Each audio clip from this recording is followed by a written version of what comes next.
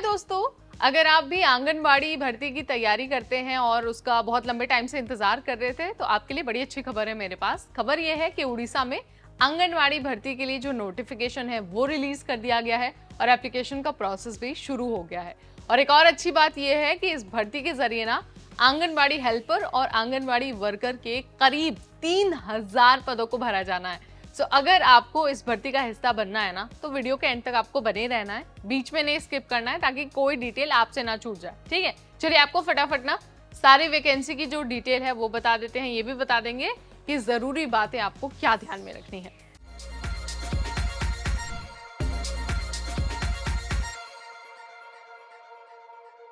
Hi everybody, मैं हूं नेहा आपके साथ और सरकारी नौकरी का एक और अपडेट लेकर आपके सामने हाजिर हूं। बात हो रही है उड़ीसा में आंगनबाड़ी की भर्ती के बारे में। तो देखिए, एप्लीकेशन का प्रोसेस शुरू हो गया है। आपके पास 8 अगस्त तक का टाइम है।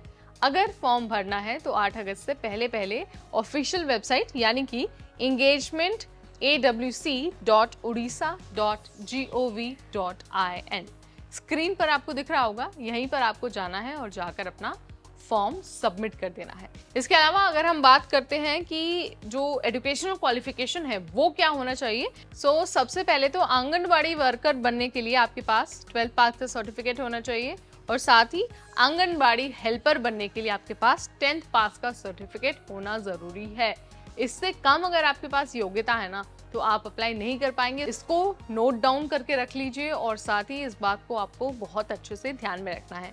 अगर हम एज लिमिट की बात करें तो मिनिमम 19 साल है, मैक्सिमम 34 साल है। देखिए, ये जो 34 साल वाली क्राइटेरिया है ना, ये सिर्फ जनरल कैटेगरी वाले उम्मीदवारों के लिए है। जो भी रिजर्व कैटेगरी से बिलोंग करते हैं उनको रूल्स के अकॉर्डिंग उम्र सीमा में भी छूट मिलेगी। अब आप कहेंगे कि यार हमने फॉर्म भी भर दिया, टाइम से पहले फॉर्म भर दिया है, वेबसाइट पर जाकर फॉर्म भरा है, लेकिन सिलेक्शन कैसे होगा? देखिए, सिलेक्शन के लिए ना आपको क्या करना है, कोई एग्जाम नहीं देना, कोई इंटरव्यू नहीं देना है। बस आपके जो मार्क्स हैं 10th के और 12th के, उसके बेसिस पर मेरिट बनाई जाएगी। मेरिट में अगर आपका नाम आता है तो आपको डॉक्यूमेंट वेरिफिकेशन के लिए बुलाया जाएगा और जब आप डॉक्यूमेंट वेरिफिकेशन में भी सूटेबल पाए जाते हैं, यानी कि आपके सारे डॉक्यूमेंट्स ठीक हैं, सब कुछ जब हो जाएगा, सारी चीज़ें जब हो जाएंगी, तो आपके पास जॉइनिंग लेटर भेज दिया जाएगा और आप आंगनबाड़ी की इस भर्ती का हिस्सा बन पाएंगे। अब बात आती है सबसे ज़रूरी, यानी कि सैलरी। देखिए, सैलरी का जो क्राइटेरिया है ना वो अलग अलग है, क्योंकि जो पोस्ट है वो अलग अलग है। आंगनबाड़ी वर्कर के लिए सैलरी अलग है, आंगनबाड़ी हेल्पर के लिए सैलरी अलग है। अगर मैं बात करूँ हेल्पर की तो 7,500 रुपये हर महीने सैलरी के रूप में मिलेंगे। और उसके बाद अगर हम आंगनबाड़ी वर्कर की बात करते हैं तो 10,000 रुपये प्रतिमाह आपको मिलने वाले हैं।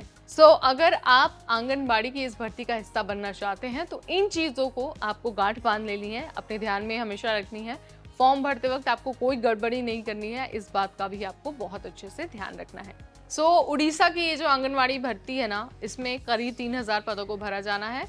आई होप आपको सारी चीज़ें मैंने यहाँ पर बता दी है, बहुत आसान भाषा में आपको बताया है। तब भी अगर कोई कंफ्यूजन लगती है या फिर कुछ समस्या आपके सामने आती है तो आप मुझे कमेंट के जरिए बता सकते हैं या फिर नोटिफिकेशन चेक कर सकते हैं, वहां पर भी सारी डिटेल लिखी हुई है। फिलहाल इस वीडियो में इतना ही। अगली बार फिर आएंगे नई जानकारी, नई वीडियो लेकर। तब तक मुझे यानी नेहा को दीजिए इजाजत। Keep watching NBT tech add.